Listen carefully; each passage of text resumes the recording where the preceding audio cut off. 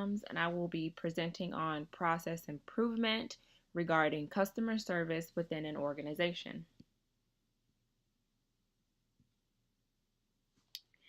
I have identified that the problem within the organization is that patient satisfaction scores are low.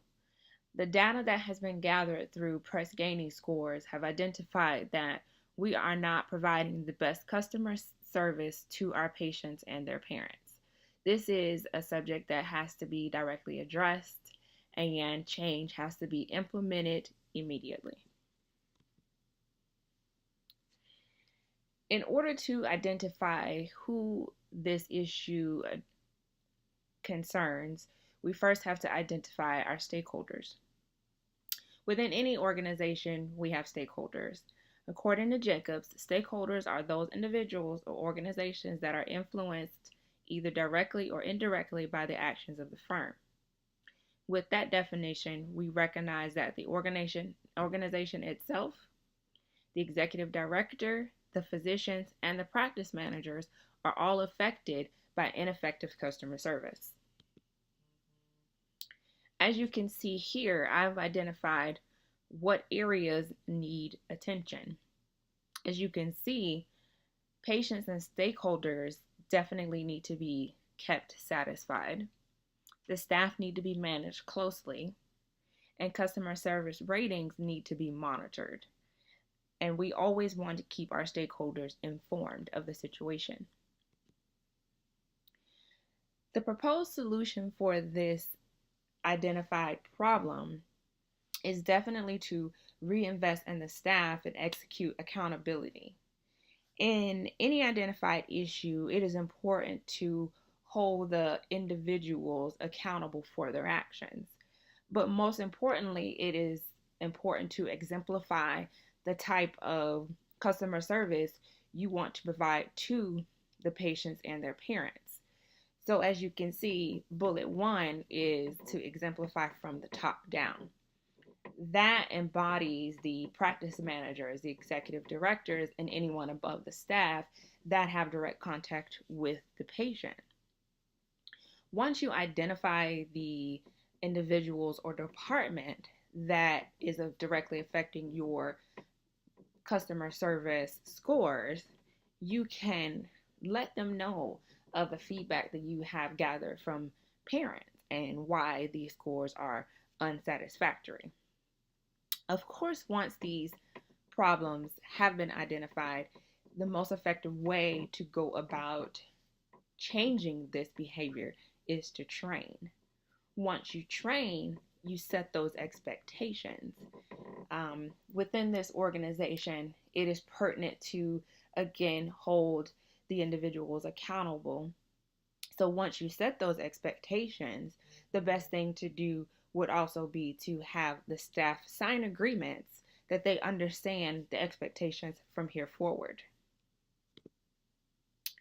Timeline. Data is usually returned to the organization within a month of the patient's visit. Ideally, it would be best if the information was gathered same day.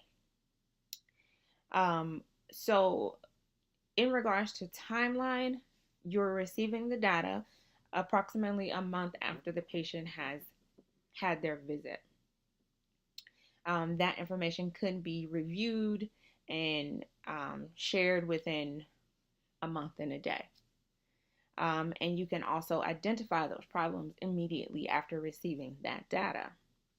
Once that data has been received, it is important to share those results with your stakeholders. For example, the executive directors, the practice managers, anyone who this directly affects, especially the reputation of the organization. One key to this timeline is service recovery. What service recovery means is to reach out to those families who gave you negative feedback and see what they suggest you can do to change the behavior. Once you've received that information, it's important to develop your process improvement and also include your service excellence team. The service excellence team is a team that is a part of the organization that works to embody the culture of that organization and provide the best customer service possible. I reiterate that it's important to work from top down. And the reason why I reiterate this and emphasize is because anytime staff are directly involved with patients, it's also important that they see from the top down that internal customer service is great so that they embody that, and this spills over into the customer relations. Um, with that being said, from the top down, we would also go back and retrain on customer service approach and be able to not only exemplify and embody, but also just teach our staff not only are our external customers important, but so are our internal customers. Once we are able to give that feedback, exemplify what we expect of the staff, and those agreements are signed, we can go ahead and implement.